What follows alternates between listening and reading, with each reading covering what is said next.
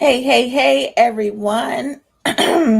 Welcome to Emotion Monday. I am so excited for today's episode. We're going to have some special guests today. Usually, how we do it is we usually have a blog and we have sort of a discussion is to uplift your week and to give you encouragement. So today is a little different. I do have guests, and we are dealing with another elephant in the room. Well, first, let me get my disclaimer out for my podcast listeners. This does upload to various platforms. So, welcome to my podcast listeners. Thank you for tuning in and pushing play once again. So I'm not gonna go ahead. I'm not gonna prolong the intro any longer because I just want us to get done, and we have so much to cover within the hour. First of all, let me get myself in order and put my little ticker right here. So again, welcome. We got special guests on tonight, and I just wanted to do this, and this has been on my heart for a while. This month is HIV AIDS awareness, and trust me, God had been dealing with me about adding guests to the show. So, I don't do anything on here without asking God what he wants me to do. And actually, this is one of the first interviews that he wanted me to do, but I had to pray because I had to make sure I had the right people and made sure that, I wanted to do and say what he wanted me to say. And so I wanted to do it in October, but he told me December. And I'm like, God, why I got to do it in December? And he said, and I looked it up, and it so happened to be, HIV AIDS awareness. Blessing to those that are coming in. Um, and it so happened to be that month. So we're going to go ahead and get started. Again, welcome to Emotion Monday. Emotion is a play on words. E is electronic. Motion is motion, to bring movement to whatever situation that you are in. You may be stuck in a place emotionally. So I pray that this is a place that will give you a push, and a topic that will give you a push. So today's topic is HIV thoughts. And I did not come up with that topic on my own. It's actually one of the guests. She has a book, and we're going to go ahead and get started with that. But like I said, it was just on my heart. And just to give you guys a background story before I bring my guest in, is that I wanted to do this because I saw a question in a group, and the woman, was just stating how, she was fine and everything was under control, but her emotions was everywhere. And that had me feel bad because I didn't know what to say. As someone being a counselor that knows how to speak life into people, I didn't know where this community is, where the support was. So I had to ask God, I'm like, God, this needs to be out. This needs to be something that needs to be addressed because, look, I'm yammering. Let me bring my guest on. I'm going to bring in Jason Clanton and Shatrivia Kennedy. Welcome, guys. Welcome. Hello. Okay, so like I said, I wanted to do this because it was just something that I didn't know. And I know this is questions for everyone else to know. Look, we got the COVID out there. We got COVID out there. It's taking over the discussion. We're talking about the pandemic, but this disease has been around, it's appeared in the United States 1981. Been here for 40 years. And it's still a silent thing, that we don't talk about. It's a stigma, it's a taboo, and as me being in church and being a minister in church, it's like I don't hear it enough. We roll it up in a ball with all the other things that's going on, but we really don't attack it because I feel that it just touches things emotionally in a manner that we're not tapping on. But first, before we really get into the topic, I want you guys to introduce yourself. So first off, I want Jason to introduce yourself. Hello, my name is Jason Clanton, and I've been working in the public health field for about 11 years now. I started off as a HIV tester and counselor, and we go to the bars and strip clubs and wherever people need a testing at, like where I can like get the highest numbers, I guess, for our scopes, which were men who have sex with men and African American females. Um, Currently, I work in Chicago as I coordinate a linkage to care program. So when someone is first diagnosed with HIV, we help them get into medical care as well as like all of their medications paid for and whatever they might need. And then lastly, I facilitate a HIV support group for the past 5 years. It's called Thinking Positively, and I'm excited to be here. Amen. And look, we have this, this information, this education side, and then we have our other guests. We have Shatrivia, which I'm just so excited to have this woman of God on here. Her testimony is amazing, and I know it's going to help and heal a lot of people. So go ahead, Shatrivia. Introduce yourself. What are you here for? What do you do? Let us know more about Hey you. everybody, my name is Shatrivia Kennedy. I was born and raised on the west side of Chicago. I have 4 children. I have a grandbaby. He's running me wild. He's 3 years old. He'll be 3 in February. I've been HIV positive for the last 17 years. A lot of times people say I've been living with HIV. I always say I've been surviving. I'm a survivor of HIV. I'm a abuse and HIV advocate. I am an author, a publisher, and I have been a CNA for the last 17 years. All right. So we got the logistics and stuff out the way. Now we can get into this conversation. So, Shatrivia, what I like about, is like your hashtag had blessed me. It's the I have HIV and HIV doesn't have me. Like, I was just like, come on, because it's like, I think when people feel like because it had been such a death sentence, for such a long time, and people just feel like it was just and just to be honest, even because we've all had our, things that we do. And, so me being tested, I've been tested before, it's scary. It's scary because you don't know, and thoughts are coming to your mind. And what thoughts came into my mind was not necessarily that I was gonna die or, oh my God, what if I have no, it was the um cutting away from people. What will people think? You know, how will I have healthy relationships? Like, all of this is going in my mind, and I haven't even had the test yet. So, I think that's really, I think the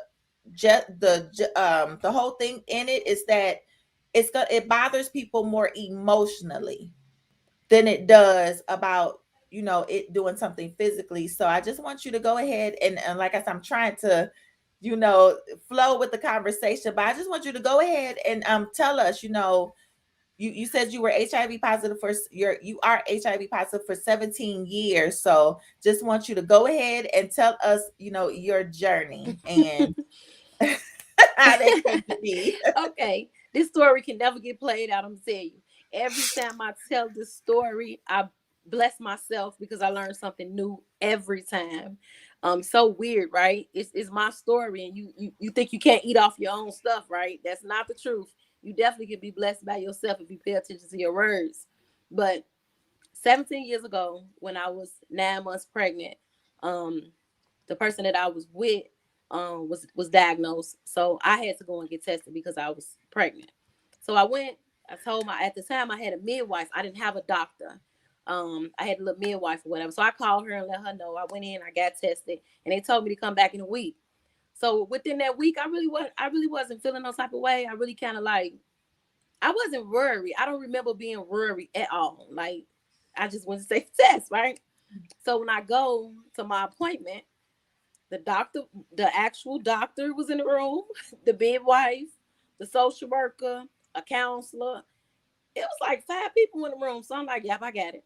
I already knew. I'm like, yep, I got it. I got it. So I sat there and Uh-oh. Uh-oh. oh my God. It's okay. Can y'all The hear me? devil. Yes.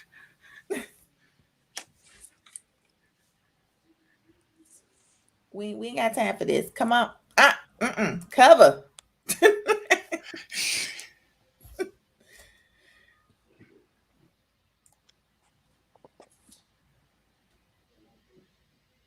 Uh-oh. We lost her. So she coming back. She coming back, but Jason, until she comes back, this sounds like something that, you're familiar with, you know. Yeah. Like, so she was talking about her just first being diagnosed. So I had to do that particular job.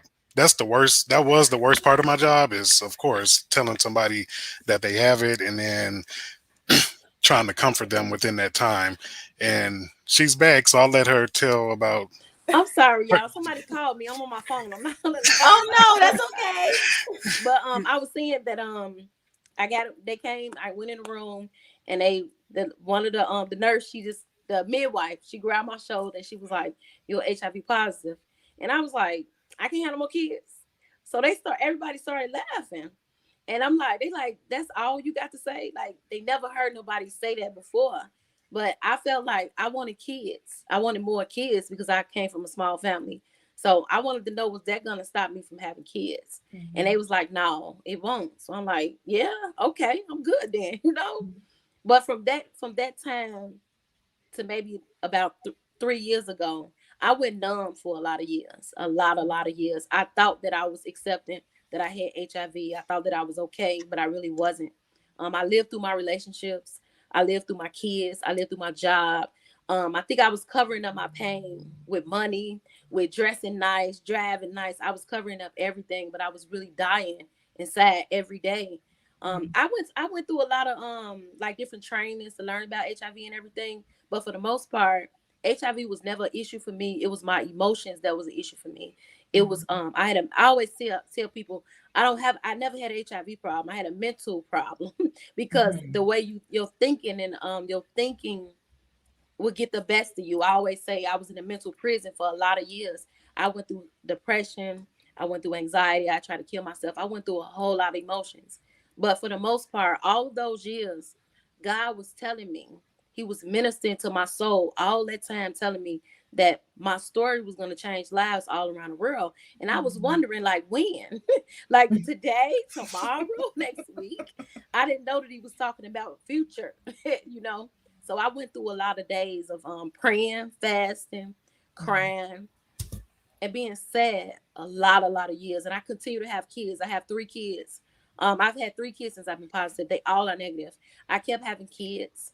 I've made a lot of mistakes along the way. I've been through a lot, but for the most part, the sadness and the depression was Mhm. really, really bad. It was really bad. And not only that, and this is the thing that people don't talk about much, but I'm gonna start talking about it soon. A lot of women it's a lot of women that's positive. It's a lot of us, right?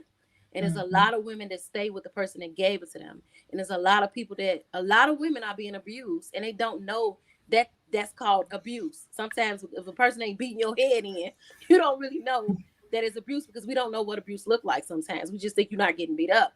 But a Yeah. lot a lot of women is being abused. And not only that, when you stay with the person and then they abuse you and you have you know what? I'm gonna say this. Satan don't want me to do this. I know. This I'm whole like day. the I'm gonna say devil. this. Satan do not want me to do this podcast, but I'm gonna get it done, y'all. Just bear with me because I'm coming back. I don't care if it knocked me out 25 times. I'm definitely coming back. I know that's But right. a lot of times, I was saying that women get abused. They stay with these men. We stay with the men. They abuse us, and we have their kids. And then what happens is it causes problems with the kids. And this is a thing that's been going on for a very long time. The households are divided, and there's so many different things going on. And I ain't saying nothing about HIV, right? Because like I said, I don't have an HIV problem. And that's the thing. People, they just tell you have HIV.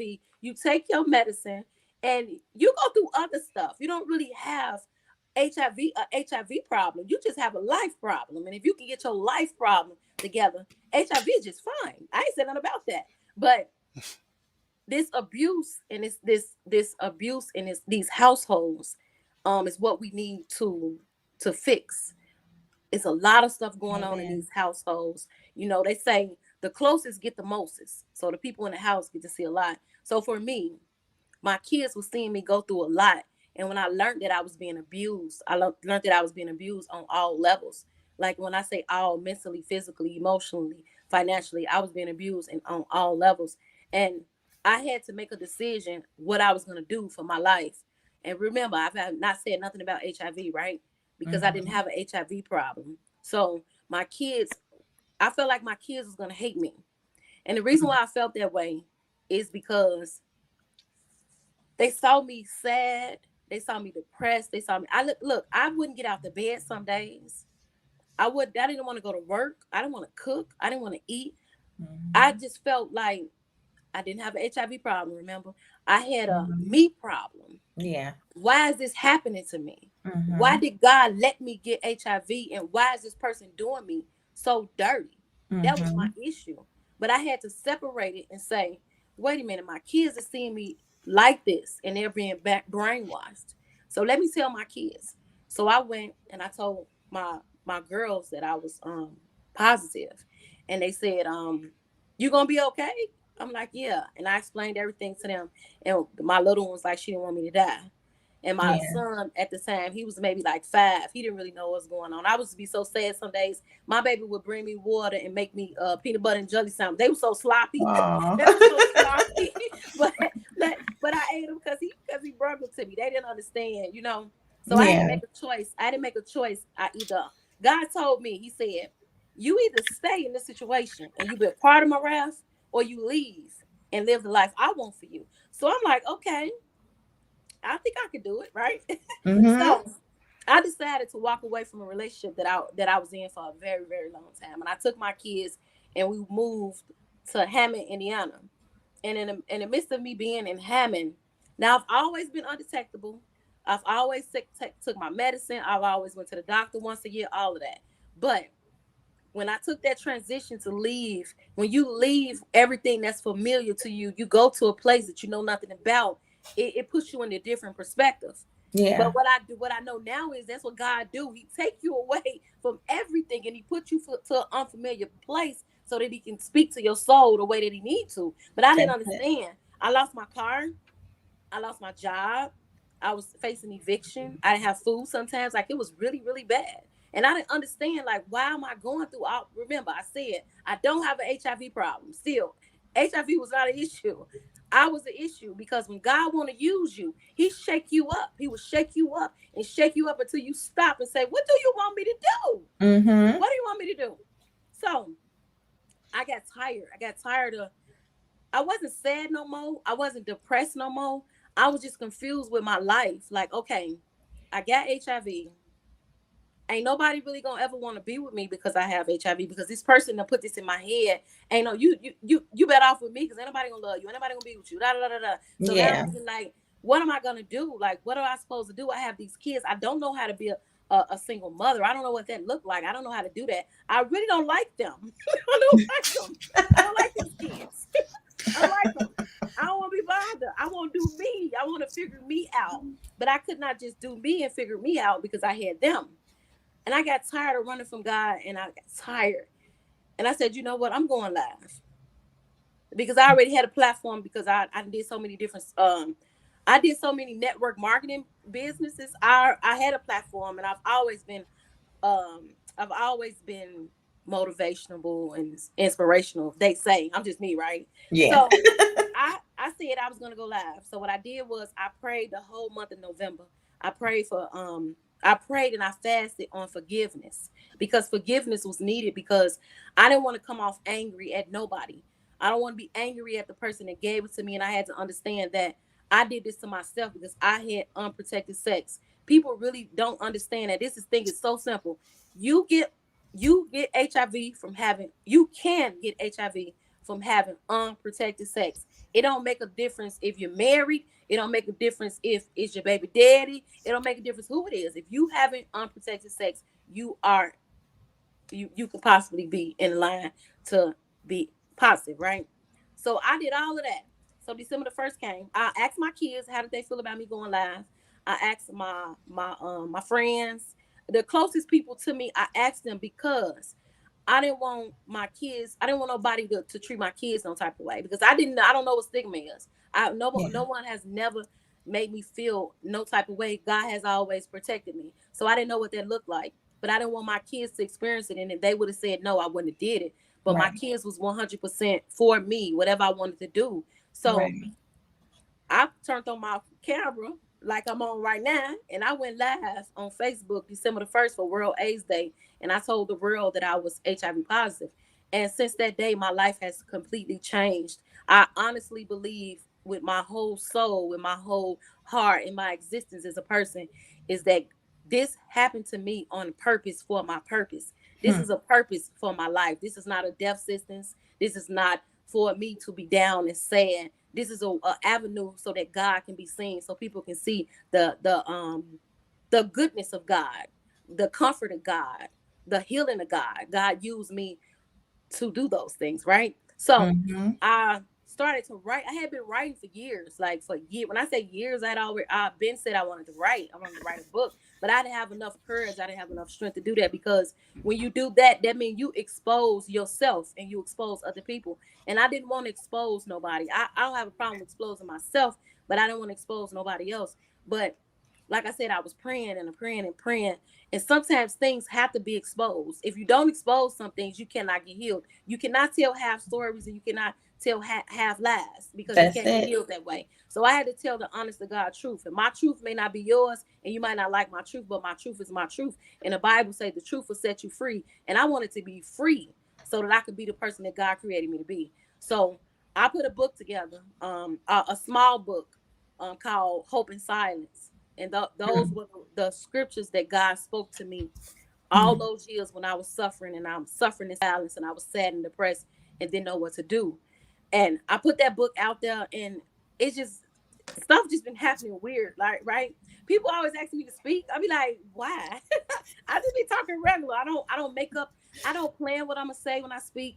I don't write it down. I just let God speak through me because I feel like you shouldn't plan that. That's just not something that you plan to what to say. That's you. That ain't God, right? So That's people it. ask me to speak on platforms. I've written 12 books. My latest book I just written with my kids is a poetry book. It's called HIV Thoughts. Mm-hmm. I thought of this book because I have a lot of books, y'all. I can go down the line, but I want to talk about this HIV thoughts, right? Thoughts become things, right? When they tell That's you good. you got HIV, that becomes a new thought for you. And Mm. those that thought that you have now become things. It become depression. It becomes suicidal thoughts. It becomes fear. It becomes doubt. It becomes so many different things just from a thought. A thought. If you could think about what you're thinking about, you can change your life. I'm gonna repeat it. If you That's think it. about what you're thinking about, it can change your life. If you think sad, you sad. If you think depressed, you depressed. If you think win, you win. That's just really, if you think about it, that's really how it is, right? So That's I it. said, I want to put this poetry book together because my friend of mine told me to write a poem. And I like, oh, I did that. Like I can write poetry. Okay. So I wrote the book. I've been writing it all year. And me and my kids we was on vacation. And I asked them, I said, do y'all want to be a part of this book? They was like, yeah. I'm like, okay, I want y'all to tell me what HIV mean to y'all. And they like, what? What do, because when I did my live December the 1st, I started out, what do real AIDS they mean to you? What do real AIDS they mean to you? Because I was nervous. I was kind Yeah. of boost myself up, right? So to boost my kids up, I said, what do HIV mean to you? And they like, huh? I'm like, when you think of me and HIV, what do it mean to you? And Yeah. they wrote it. And this means the Mm. world to me. Like out of everything that I've done through God, because I ain't really done nothing with my strength. God has allowed me to do all these things. Out of all the things that I've done, this is my biggest accomplishment. This book, HIV Thoughts, with my kids, because a lot of people have not even told their kids yet that they're positive. A lot of people have not told their mother, their friend, their husband. A lot of people have not even told themselves that they're HIV positive. So for Mm, me to talk to my kids and my kids to collab with me on a book, that made me feel that is when you say support, it's not even a word. They didn't even made the word yet for how I feel about my kids support me in that type of way. And not only that, the Bible says a good man leaves an inheritance for his children's children. This is legacy building. People think amen. HIV, but when you get through talking to me, you're gonna forget that you're gonna forget that we're talking about HIV because I ain't even talking about it no more. Because I keep See, saying I don't have it no more. They just had that's to it. tell me that. God used those three letters for a whole different thing. We're not gonna have an HIV conversation, but we may have to, but we really not. So That's for it. me, this is legacy building with my kids. When they really understand what we did with that book, they may be married, they may have kids. The book may change somebody's life a long time ago. When I'm dead and gone, my words will be here. My words, not my words, the words that God has given me to minister to people's souls through all of those books. That's legacy. That's That's gonna be it. here forever. That's gonna be here forever. And it's not nothing bad. It's something positive. And like I had told them at the event the other day, I don't believe that HIV is going anywhere no time soon. They can say they're going to come up with a cure, the president, whoever. They all can say they're going to come up with something. But why would they give us a cure for it? And then they're going to go broke. They making billions of dollars for this. Why would they give us a cure for it? But if we go back to God is a cure. If we go back to what the Bible say the elders supposed to teach the younger generation, right? So if That's we can it. teach these kids how to love themselves, if we can teach these kids about Come prevention, on. if we can teach these kids about the word of God, that's the cure. The cure is the Bible. The cure is not injection. That's not it. So so That's for me, my mission and my goal moving forward is to I want to start a nonprofit, and I want to help, like I said, the women that's been abused. I want to help the youth. I want definitely the youth, y'all. I really believe that that's the answer, the youth, because a lot of grown people are set in their ways and they really not listening. So if we can reach the youth, I think that things will change. But for the most part, like I said, I have HIV, but HIV don't have me. HIV is not stopping anything in my life. I Until the day I die, I'm going to do this. I'm going to minister to people and help them get to God, to help them feel better until the day the casket closed. yes. Hey, I mean, it was so. You see, I'm just sitting here jotting down stuff. It's just so much that I want to get into, with this conversation. But first I want to get Jason and his line of work and what he does. Like Jason, I know you hear these stories. You hear these situations. Like, so, what support do you offer? Like she said, she came in the room. She said she knew she had it because there was counselors and there was people already there. So take us into, what I mean, dealing with, because that's very sensitive. You get all these different reactions. You get all these different things going on. So, like, tell us, what do you say? What do you do in these situations? Yeah, I mean they train you on trauma informed care and you know um, finding out what people's triggers are and things like that. But it was interesting what Shatrivia had said how she had reacted. In my whole 11 years of telling people their results or whatever, I've only had maybe like one patient like act like so nonchalant about it. Like Wow. I was even shocked. Like, okay, they was just like, okay, give me the medication. I don't care. Like next, and I'm like, oh, okay, well, that was easy because that's the hardest part of the job. Like when, like how she said, when you walk in and it's a social worker, like I'm the social worker when they walk in. So my nerves is always on 10, but I've learned over the years like how to control myself, how to calm down. But it is different for every patient, and that's the crazy part. Like one patient, they might be hollering to the roof, and the next patient, they might want to. We might have to call the people because they want to kill their partner or something. Like everybody is different, and that's kind of it's kind. I wouldn't say, yeah, I could say fascinating about people's people's journeys, and like how you've ever heard like pull yourself up by your bootstraps. Like I see it daily. Like and these the problem. So I had wrote some things down. So about some challenges that could make people's situations worse. So if you're dealing with a 17-year-old, I'm telling him he just got his positive results, and he homeless and he hungry and he ain't got no transportation, and he rides the red line every night just to sleep. Like that's not that's not something that you could just like tell them their results and get them the medication and walk away from. You actually have to like indulge into their lives and like see like, okay, here's the resources for this, here's the resources for food. Like what else is being a social worker, case manager, like in that time. But for my job, you have to hold on to that person for 6 months to make sure that Mhm. they're okay. So for me, I call it when I first give them the results and we talk after a while, and they see like, okay, this dude got a personality. Like he ain't just telling me like I actually do care. You know what I'm saying? Like, Yeah. and I want these people to be okay. Like, and I call it hand holding, but we don't hold hands anymore because COVID. But I used to call myself the HIV angel, like with the kids. I'd be like, okay, so because they would always tear up and be like, what makes me emotional is they don't know what the next step is. So Yeah. then it's like, okay, well, this is what we about to do. Like, I need to know what's going on in your life so we got to come up with a game plan. And my number one job is to make sure that you're undetectable as quickly as possible. So in 2017, the CDC came out with U equals U. So undetectable does equal untransmittable. So it is once somebody starts taking their HIV medication, it lowers their viral load. It just keeps lowering it down until they can't find it on the test anymore, and it is impossible to pass it through someone else through sex. Um, Another thing that I am like really really shocked that a lot of people don't know more about is the preventions that are out there, like PrEP. PrEP is the pre-exposure prophylaxis. I call it the HIV birth control. So you Okay. just pop a pill a day, keep HIV away. It, I like that. yeah. So for 7 days, a man can take it for 7 days, and then they become protected against HIV. And for a female, it takes 14 days. And the only difference is because of the how you're having sex. So if a man is having anal sex, that skin is very thin, so it's really easy to rip or tear. And that's how you get HIV is through a rip, tear, cut in your skin. And Mm. that's the entryway.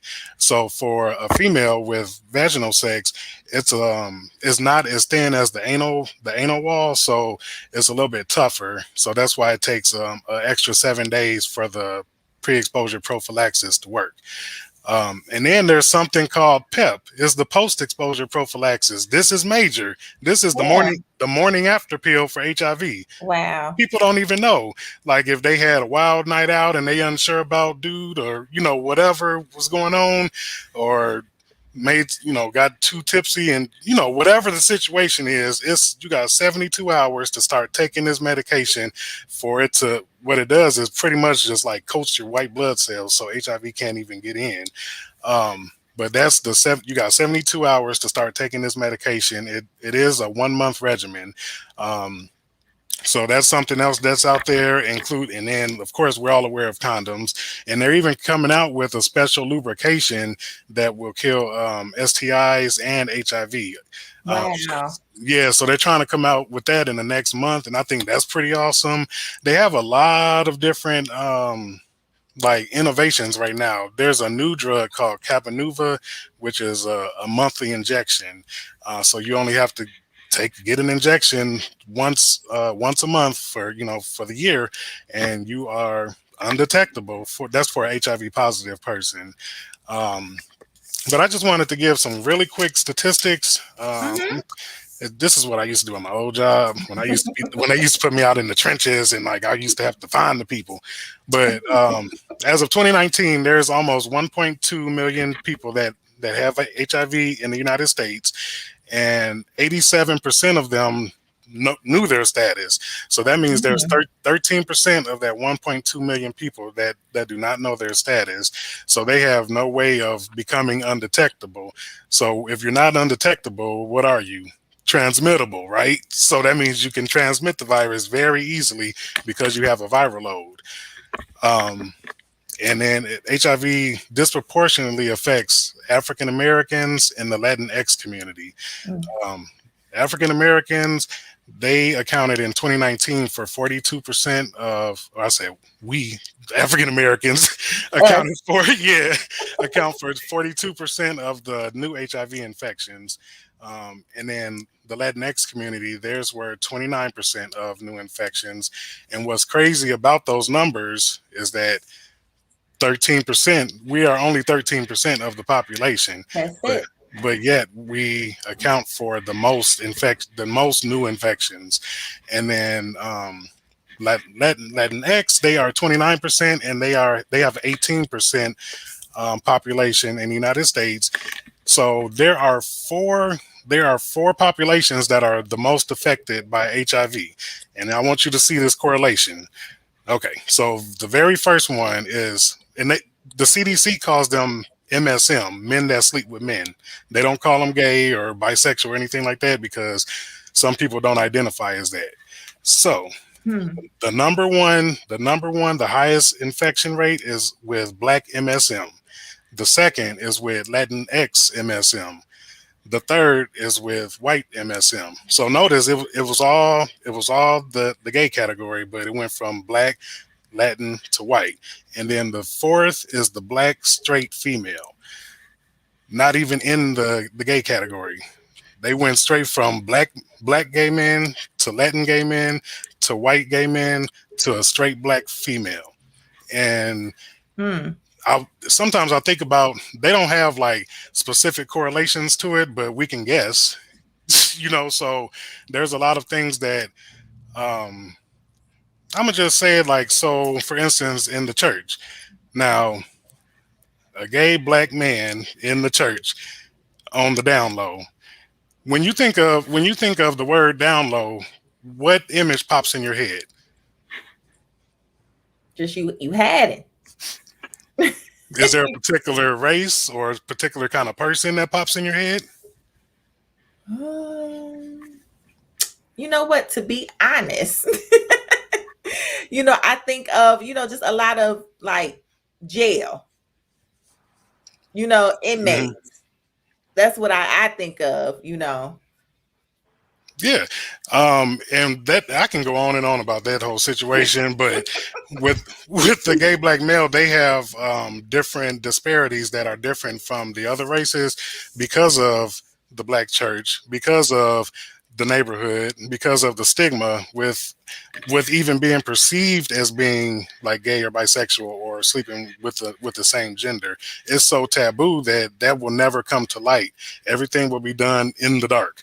And when you are doing things in the dark, um, are you stopping at Walgreens to pick up condoms, or like how does that go? You just getting it in, right? You like just get. So that Yeah. goes on with. Um, I'm going to be doing a presentation on the word cathexis. Have you ever heard of cathexis?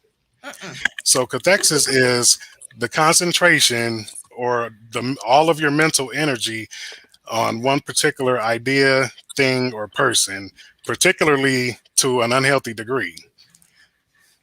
So think about that. So when you're thinking about a man that's just I know this is church. Okay.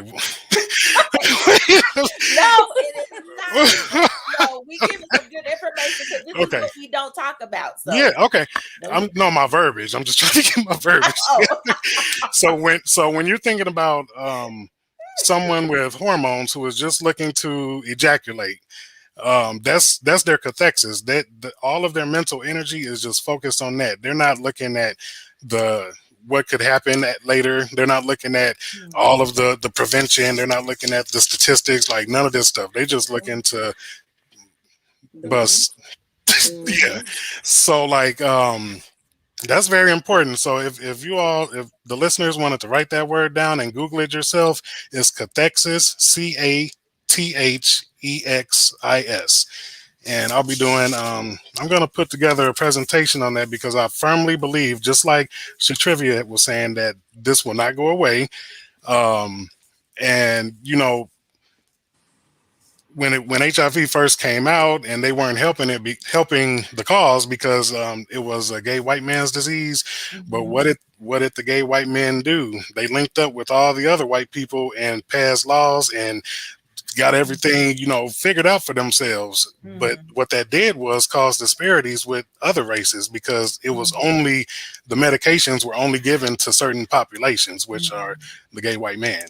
And Mhm. then later on it just started becoming more and more easier to get, but still with barriers because of housing, food, transportation, no insurance, lack of access, like all of these things that the African American community has to face, which I believe, which is racism in healthcare.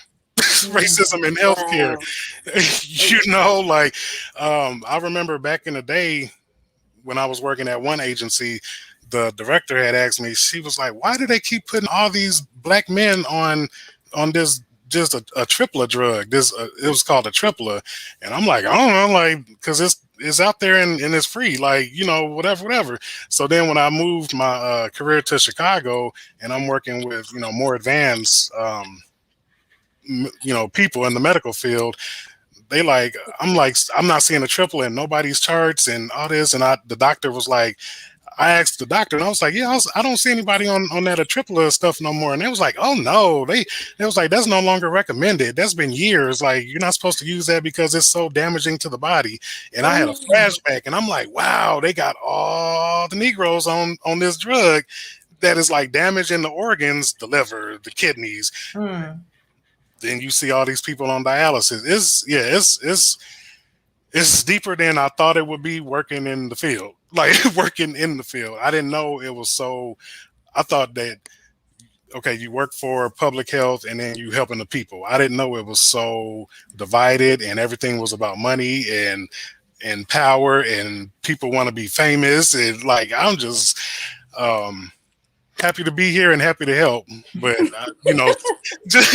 but have like I always say, like, God is ordering my steps because I don't know what I'm doing. Like I just want to help people. Like all my life I've been in roles of helping people. In sixth grade, I was the boy in the newspaper for starting a fundraiser for the Oklahoma City bombing. I was the in Key Club feeding the homeless. I was in the Passion Play. Like everything had to be to help people. Like I Yep. never done things like specifically for the money. It just happened to come with it. Like Mhm. later on it did. But yeah, that's my spiel on my work. And if people wanted to see where they can get tested at in their own communities, they can go to cdc.gov or hiv.gov. And to find out more about HIV and prevention, thebody.com is a very good resource. And I'll let you, I feel like I just talked for like ever. No, because that's good. Because see, a lot of stuff that's what I'm talking about. This for me too. Because a lot of stuff that you explained and medication and Shatrivia, I even heard in your lives about, like you said, certain things like you can, like I think he kind of named the medication where you can take it and you'll be undetectable. So it's like the, like I was saying in the beginning, the health aspect is not the problem. As we're seeing, there's so many layers to this thing. There's political, there's race layers, there's deep emotional layers. So it's like, see, someone said great information. Yes, because I'm learning some stuff. I'm writing down stuff because you know what? If I'm called to the people, and like you said, Jason, I want to help people. So I want to get as much as I can, and it's like sometimes, and I believe, it was just so, and I love this because Jason, you speak on numbers. These are real facts. These are real numbers. This ain't nothing that's just people just throwing out there and hearsay. No, these are numbers. You tested these people. These are statistics that have been built up.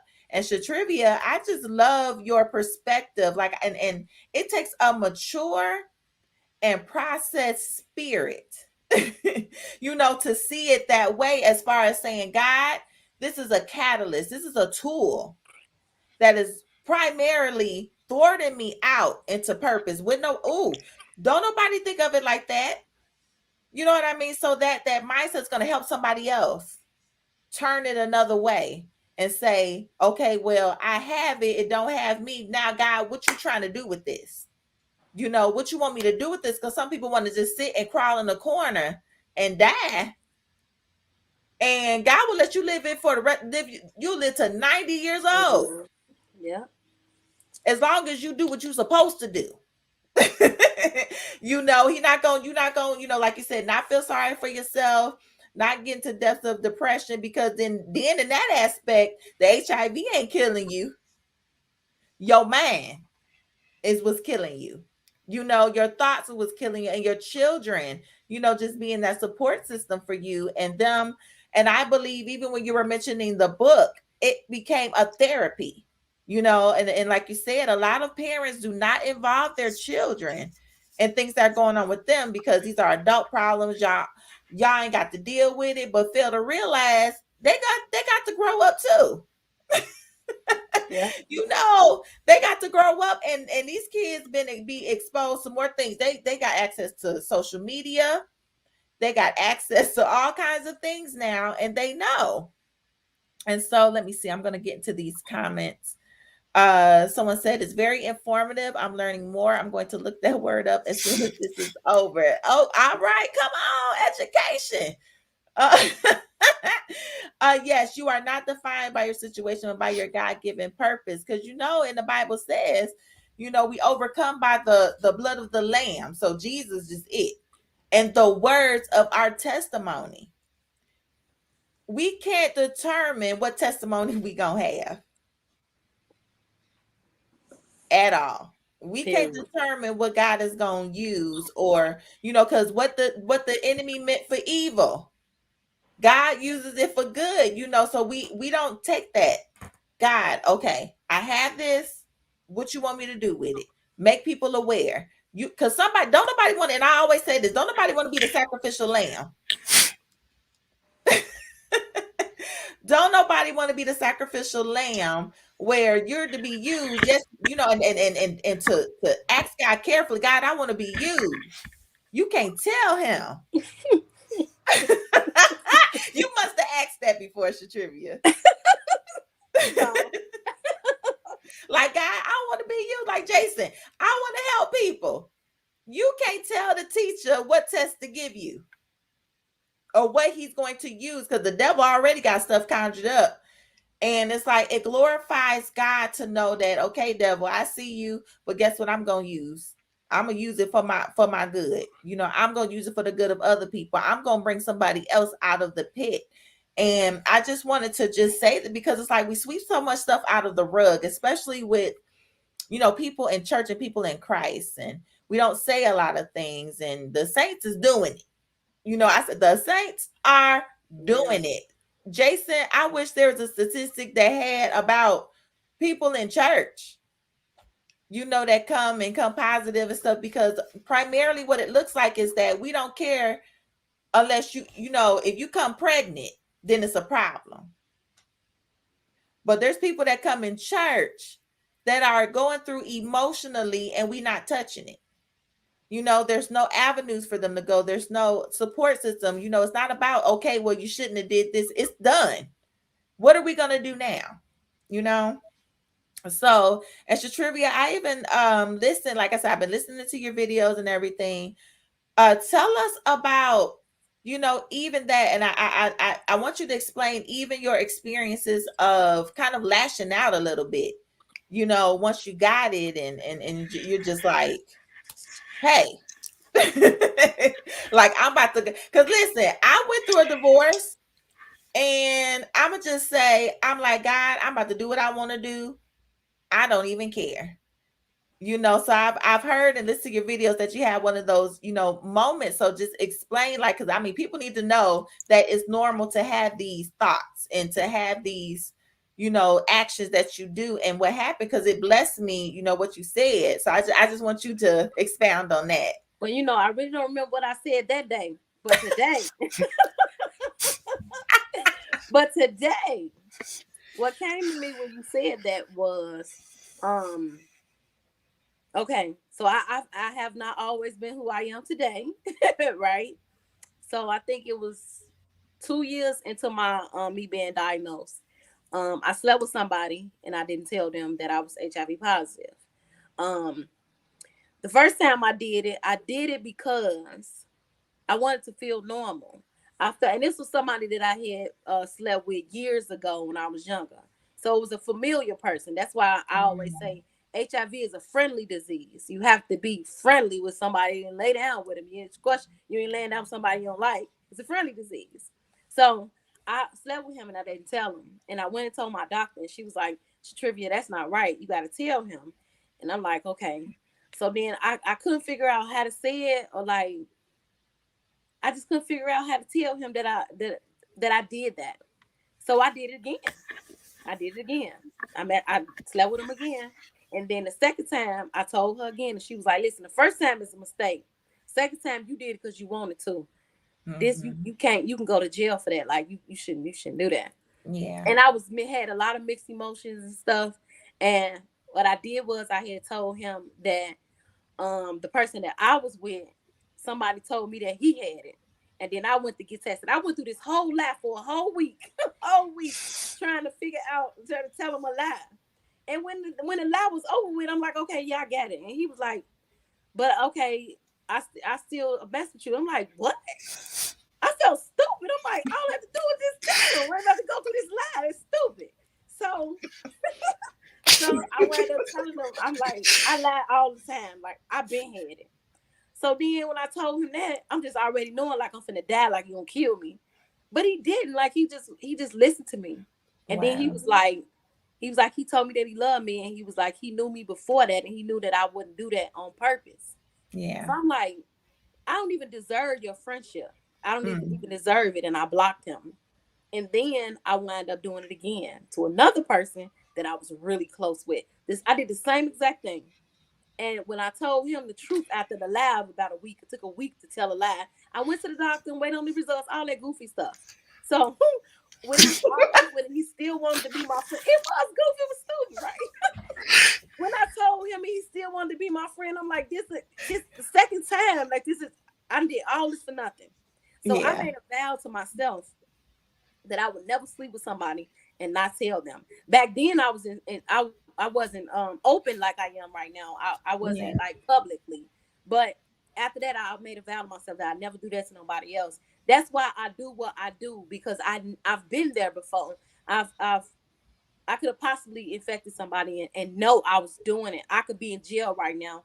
I could be one of those people on the news, like, oh my gosh, a trivia went and did that. But I thank God that that was not me, that the people that I did do that to, they still accepted me. Even right now, today, I'm still friends with them, like close friends with Yeah. them. They call me all the time, check on me. We really close. But not only that, I got to the point at one point, I just was tired.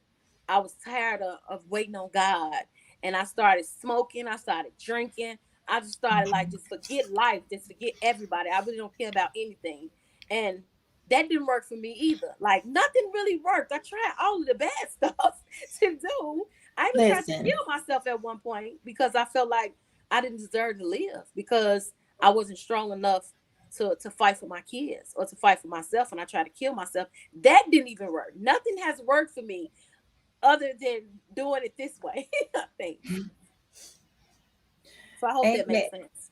No, it makes all the sense, because it's like I wanted you to say that, because, and even though it's freely, we can watch it on your YouTube videos.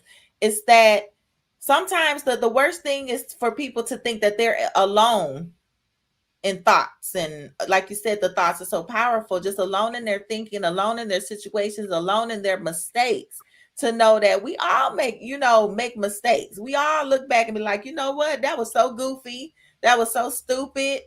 Why did I Oh, I do want to that? tell y'all this. Oh, go I want to ahead. say this before we continue.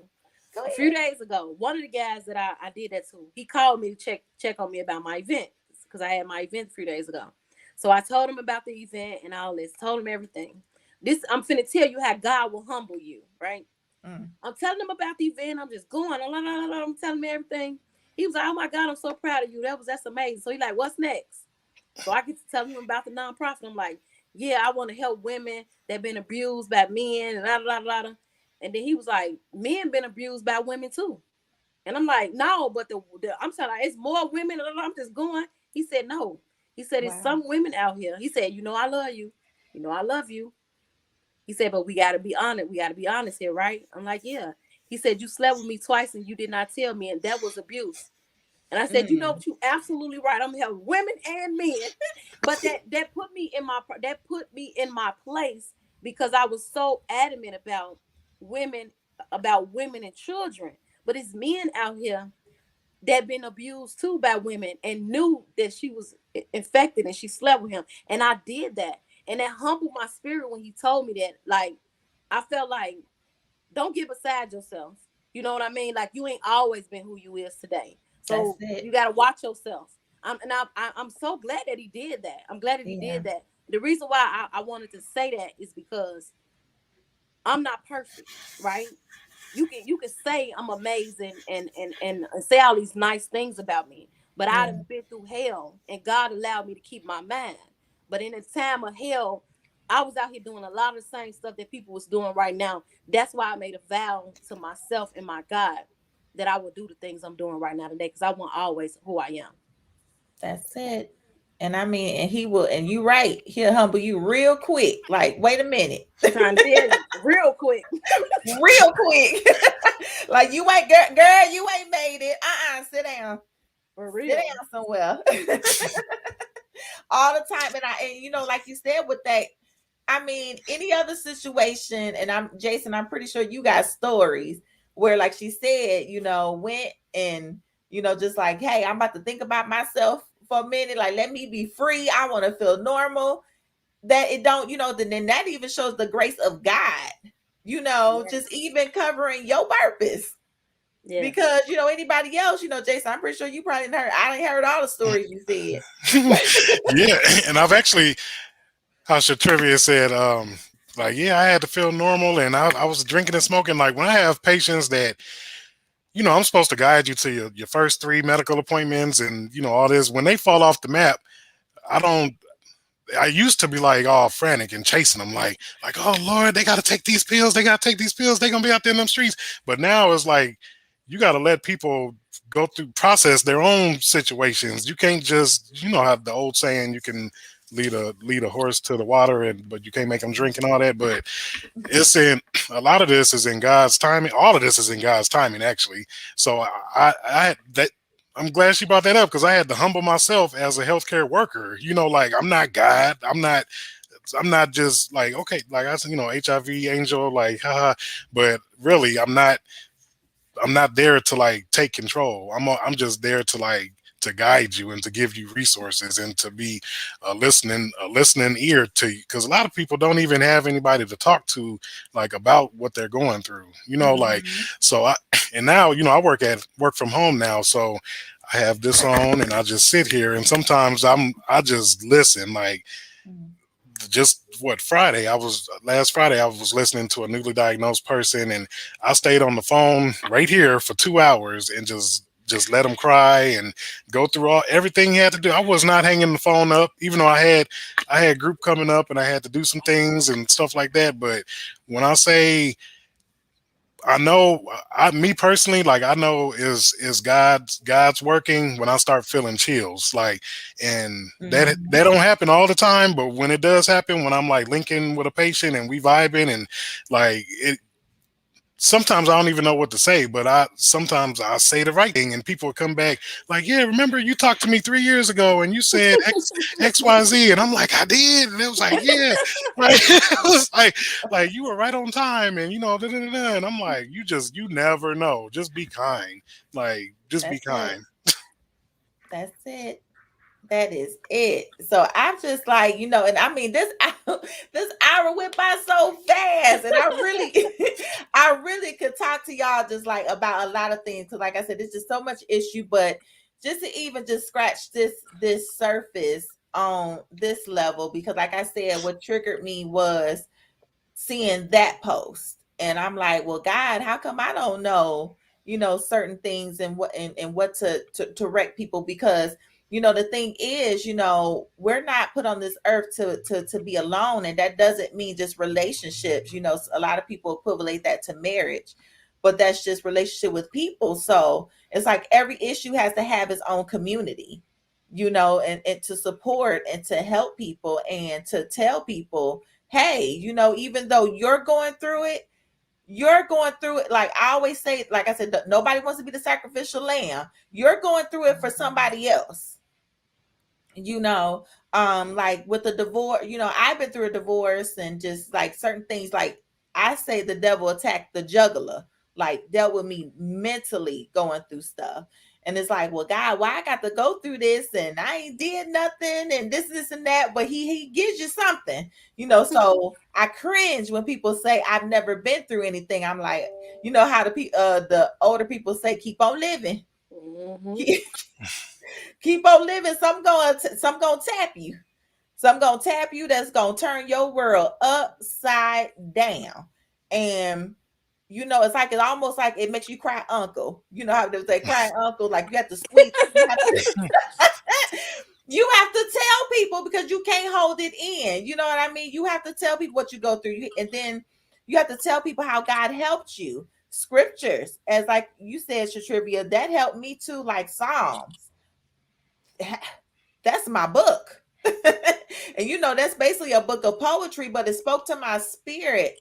And so much, where I wrote a book, started a ministry just off of that, to help me with my mind, to get my mind in order. And it is like, it blesses people. So, I love it. God works in mysterious ways. So we're gonna go ahead and just wrap up. I just thank God for you guys. And trivia, we chatted a little bit before, but I sincerely thought you were busy. I'm like, I don't know if I'm gonna get her. She's looking busy. I'm like, maybe I'm prophesying, and I'm like, but I do believe that for you, listen, eyes haven't seen. I promise you, I thought you were just busy.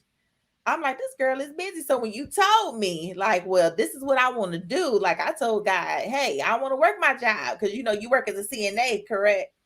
Yeah.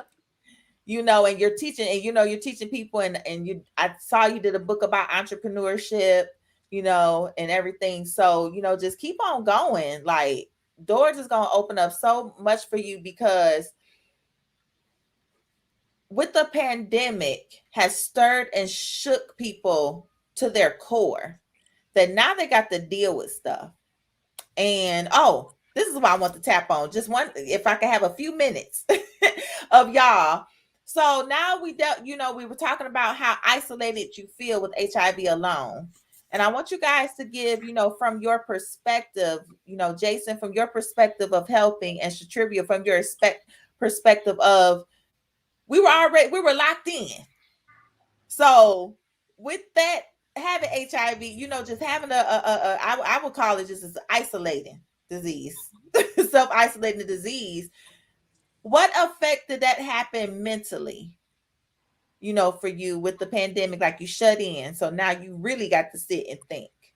So what was your experience? With that, and what happened with the world shutting down and everything, and dealing with You know everything. what? At first, in the beginning, I was like, I really didn't know what was going on.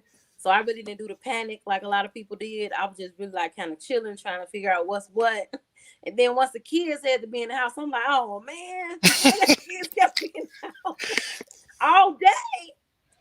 And then it just like weird. Like the world just wasn't normal anymore. I really didn't have an HIV issue because I really don't live that stuff. I really Yeah. don't got it no more for real. So I really didn't even kind of like focus on the HIV part of my life. I really focused because I stopped working.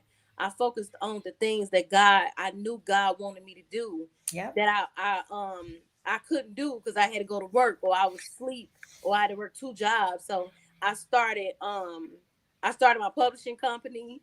I started my monthly support groups. I started I do like I call it. I'm not a counselor because I haven't went to school, but God certified me. So through my YouTube Listen, channel, I set up sessions with people, hour sessions. I started doing that. I just started to work in my purpose that's during it. that time. And it really helped me to become better with a lot of things that I'm doing right now. I really didn't even focus on, I really didn't see it as like, I didn't think HIV, y'all. I just didn't. I just thought about getting to God's business. And it was easy because everybody was in the house. So it was easy to me. That's it. Jason, what what were you getting from, Well, working and yeah, yeah, on my end, as far as working, it caused when the world shut down, it was confusing, and I don't know if Shatrivia's seen this, like in her career too, but in the healthcare field, it got flipped upside down. Like our job, my job changed from what I was doing. They said no, the clinics are closed, patients are coming in, so we got this grant from the government to do all of the COVID testings and things with all these tents all over Chicago. So they all the Spanish speaking patients, which I mean not patients, all the Spanish speaking workers, they shipped to Little Village, and so that's where I had to go. That's why I got my degree in was international studies and Spanish. So all of us had to go to Little Village and put on all the masks and the everything. Mind you, the virus, the COVID was brand new, and they had us just out there, and all my coworkers were catching it and dropping like flies. I was nervous, and I'm pretty sure like I lost a couple friends about being so nervous about it, but I don't care. Um, so that was one aspect, and then when we come back, come back home, and you have to help the newly diagnosed patients. Now everybody's homeless. Like everybody lost their job. Everybody, ain't nobody got food. So it became like a burnout. Like I was no longer only taking care of like their medical case management needs. It was like their whole life that um, till this day I'm still trying to figure out if I'm gonna stay in the field or not. Like yeah, every time I say like I'm getting out of this, like because this is so much. Like the needs of the community is so much, and I just feel like it'd be on my shoulders sometimes. And so I've been like looking, but every time that I have like start looking for another career or whatever, I have like I had Friday with that patient, and I'm like, damn, oh, I can't leave yet. Like I just like that just gave me chills. Like, and I like that. I like getting that from a job, from working. yeah, Like because then it really don't feel like work. It feel like oh, I just met these cool people and I'm helping them. So I'm still struggling with that right now. With the pandemic and then the high turnover in healthcare and just direction of what to do. Like I don't really know. It made me like want to start my own business or want to like I wanted to start making low carb meals or the it's a lot. I don't know. I don't know what I'm gonna do. Like with I'm in school right now for public health for my master's in public health. I started that in the beginning of pandemic. I don't know how I'm making it. Like with my mind because it's like I work from home. I go to school from home. I'm at home and like I just look at a book and just flip it over. Like I don't want to read. Like I don't want to read. It's like, It's so amazing that you're saying this because a lot of people that I come in contact with that work in the HIV field is burnt out. mm, And I'll be like, I'm ready to jump in. You be the jumping rope. come on, come on, come But I be, I'm so new to this. Like I'm new to it. Y'all been doing it for so long. Y'all know a different side of HIV that I don't know. I only know the sad and the depressed part. So mm, when I help people, it's a difference. I have never transitioned over to that part, but everybody have an area that they have to be in. Maybe I can't be over there. Maybe you can't be over here. You know what I mean? Maybe God got us where He want us there. But I really would like to do more though, so that I can learn. I want to learn more. You know? we have to talk because yeah, you can definitely use you. Okay. yes. Come on, connection. Come on. And it's like, with all you saying that's why I want to reiterate. It's just, I think it kind of launched everyone into their purpose, had them think like if you use that time wisely, Like this live and everything started consistently because of the pandemic. God was like, sit in front of here and talk. Sit in here and Yes. encourage and inspire people that, they going through because they sitting in their thoughts. They sitting in they ran away from going to work, from getting in their car and going, and from being so busy that now that I've sat them down and told them, hey, there's more that I'm requiring from your life. Like y'all got to be tired of going around this wheel, this hamster wheel, you know what I mean, and still want more. Because I mean, people really, to be honest, what launched me into this was that I stopped and I'm like, God, there got to be more to life than this. It has to be more life than this. And that is, like I always tell people, that is the most dangerous thing to ask, but it's the most necessary thing to ask. And tell God, is there more to my life than this? And get ready, first of all, for the topsy turvy roller coaster ride of his choosing, because we don't choose the ride, he choose the ride. We can't determine what roller coaster he puts us on, but it's all for his glory, and I thank God for it. So I thank God for y'all. And we're gonna close this out with the last remarks. So for each of you, what is the last thing that you want people to know, about prevention? It could be anything. What is the last thoughts that you want people to have? Shatrivia, you go first. um the last thing I would want you guys to know is that I don't care if you're married, I don't care if you have a baby daddy, I don't care if you have a dip, I don't really care who you have, but whoever you lay down with, I really, really, really, really hope that you guys have a really close relationship and y'all both have been tested and y'all go get tested. Um Yearly, at least, if it's not every 6 months, because some people are under the impression that because they are married and they are in a relationship, long-term 20-year relationship, that they cannot get HIV. And the last thing I want to say is, do not trust anybody with your life. the Hmm. most the most important thing in your life is your life, and when you sleep with somebody, you are giving them access to the most precious thing of your life. That's all I got to say. All right, that's good.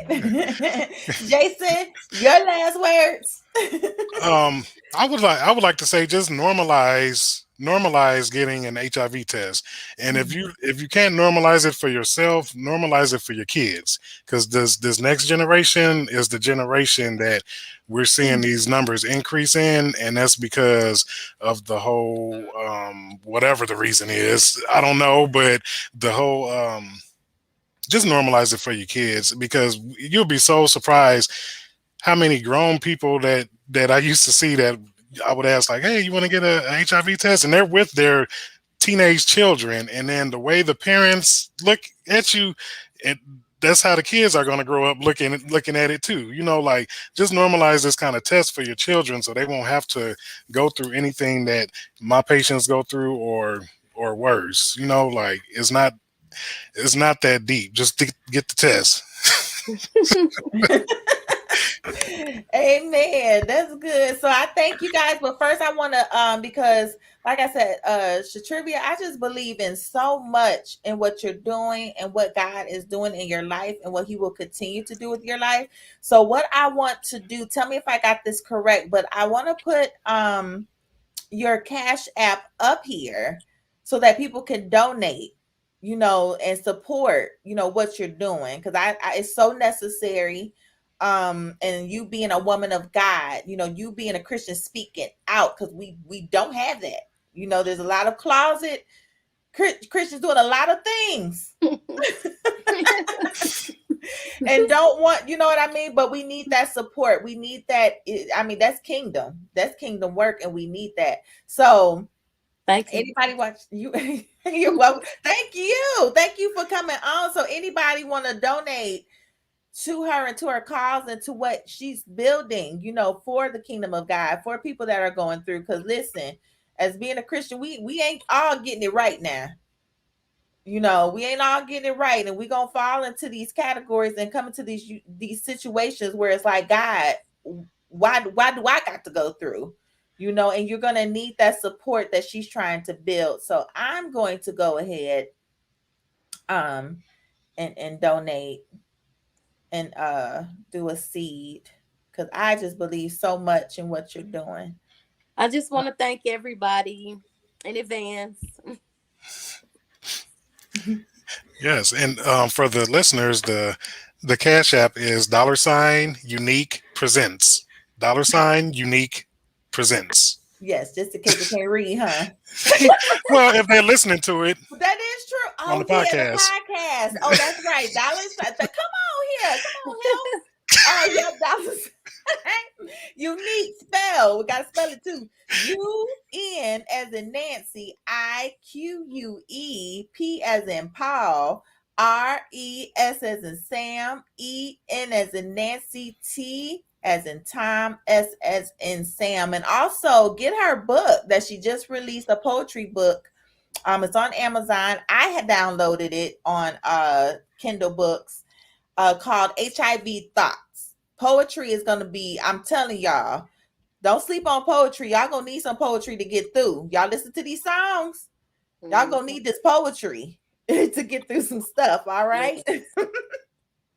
So I thank you guys for tuning in, and this was amazing. So I pray that everyone is blessed. I'm gonna do my little outro. So I thank you guys for coming on. I hope you guys were blessed, the audience that has been watching, and please share. Please share this information for, anybody, and and I barely asked y'all to share anything, but please share this, because some people, the numbers wasn't really too bad, too high this episode, but guaranteed people gonna be watching the replay, because sometimes people don't even want you to know that they watching stuff, but this is stuff that we need to know. This is stuff that needs to be addressed. And so I'm just gonna go ahead. If you guys don't know, I do go live on YouTube. So just subscribe to my channel, the Psalms of My Emotions Ministries. Click that bell so you can get notifications that I'm on. I also have a podcast that's available on most platforms. Just type me in the search bar and you can find me. All right. And again, I'm always gonna push, this book, because this came from a painful place. As Trivia had her poetry book, that came from a place. The Psalms of My Emotions, it has my face on the cover. It came from a place, and it's blessing people because of what I had to suffer through and go through. I said I will push this for the rest of my life. And I'm also working on a poetry book as well. So I thank you guys for tuning in. Please tune again in again as we are continuing the pain series. All right. So thank you guys, and I'll catch you on another day, another time. All right. Bye-bye.